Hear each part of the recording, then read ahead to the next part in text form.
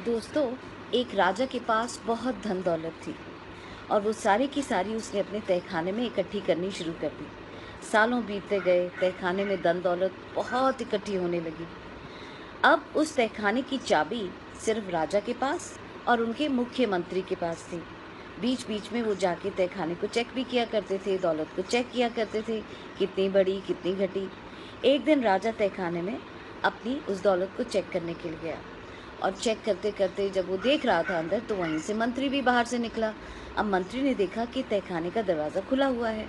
उसने सोचा कि कल रात को मैं भी आके देखा था, कहीं ऐसा तो नहीं गलती से मैंने दरवाज़ा खुला छोड़ दिया हो। वो गया और उसने तहखाने का दरवाज़ा बंद कर दिया। अब हुआ क्या दोस्तों, राजा अंदर बंद हो गया। अब राजा जब बाहर निकलना चाहता था, तो उसने देखा दरवाज़ा बाहर से बंद है। बहुत खटखटाया, लेकिन नेचुरली उसकी आवाज़ एक तो तहखाने में और दूसरा बाहर कोई नहीं, किसी और के पास चाबी नहीं, तो वो आवाज़ किसी तक पहुंची नहीं। और जो राजा है, भूखा प्यासा वहाँ तड़पने लगा और उसे लगा कि अब तो मैं मरने वाला हूँ, मुझे कोई नहीं बचा सकता।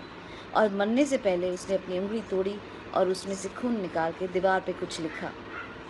दूसरे दिन जब मंत्री तहखाने को चेक करने के लिए गया, तो उसने देखा कि सारी धन दौलत के बीच में राजा जो है मरा पड़ा है और दीवार पे लिखा हुआ था कि कितनी भी दौलत इकट्ठी कर लो इस ज़िंदगी में, लेकिन एक सांस के लिए, एक बूंद पानी के लिए भी कभी काम नहीं आएगी। दोस्तों, इस कहानी से हमें क्या शिक्षा मिलती है?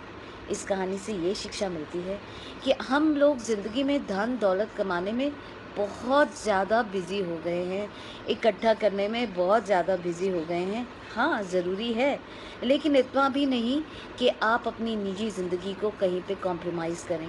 फैमिली के टाइम को, दोस्तों के टाइम को, अपने मी टाइम को कहीं कॉम्प्रोमाइज़ करें।